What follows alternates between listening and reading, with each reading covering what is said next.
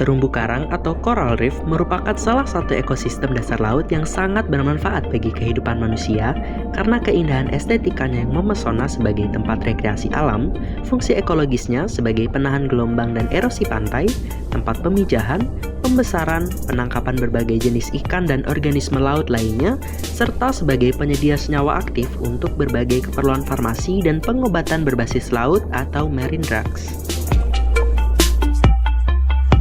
Pulau Serangan yang berada di wilayah Kota Denpasar dikenal sebagai pulau reklamasi dengan berbagai aktivitas pesisirnya, seperti pusat konservasi laut, pelabuhan, tempat snorkeling, dan area surfing. Dampak dari proyek reklamasi yang dilakukan di Pulau Serangan sangat dirasakan baik dari aspek sosial, ekonomi, budaya lokal, dan kehidupan laut seperti penyu, terumbu karang, mangrove, dan lamun. Pembentukan kelompok usaha bersama atau KUB Nelayan Karya Segara bertujuan untuk budidaya karang keras, budidaya karang lunak, pembuatan batuan dasar buatan untuk akuarium, budidaya kuda laut, layanan konservasi dan produk terumbu karang buatan atau artificial coral reef. Hasil diskusi bersama Ketua Kelompok, Bapak Wayan Suryatana, menyatakan bahwa kegiatan coral mining menjadi salah satu alternatif nelayan setempat untuk memperoleh penghasilan. Meski masih terdapat beberapa tantangan yang dihadapi untuk aksi ini, seperti teknik restorasi yang belum efektif, minimnya keterampilan SDM dalam mengelola ekowisata termasuk pengembangan paket ekowisata, serta belum adanya sentuhan teknologi informasi dalam upaya promosi program dari mitra. Teknik restorasi yang digunakan oleh mitra adalah metode transplantasi karang.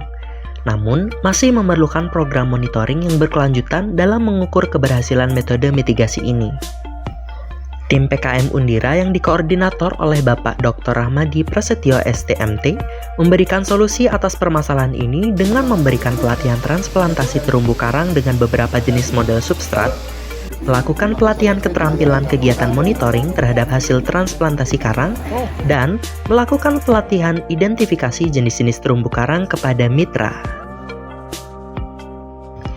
Ekowisata terumbu karang ini menjadi strategi pembangunan berkelanjutan yang sangat ideal dilakukan di Pulau Serangan, karena keberadaan keanekaragaman hayati yang melimpah.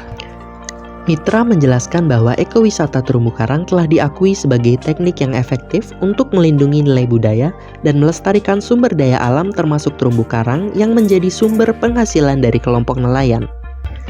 Belum tersedia pengelolaan konten pemasaran digital untuk program mitra terkait restorasi terumbu karang dan belum tersedianya paket wisata kekinian menjadi kendala dalam pengembangan edutourism oleh mitra.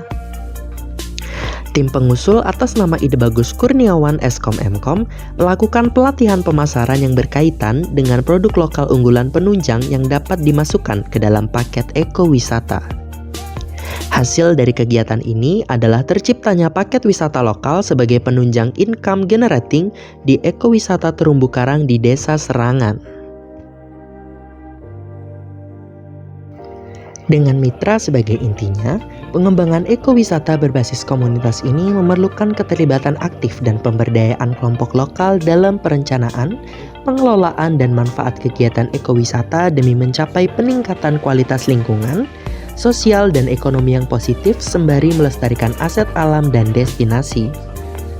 Namun, terbatasnya ekowisata berbasis digital menyebabkan kurangnya minat nelayan muda untuk berkecimpung dalam konservasi terumbu karang.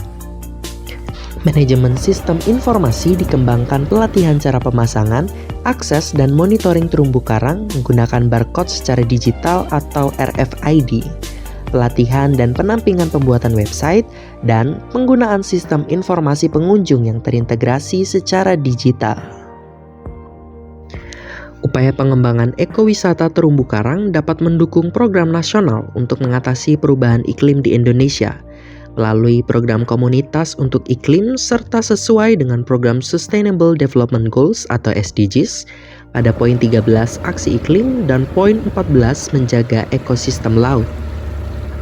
Kegiatan PKM ini juga sangat mendukung program Astacita dari pemerintah poin 2, terutama dalam mendorong kemandirian bangsa melalui ekonomi biru atau blue economy.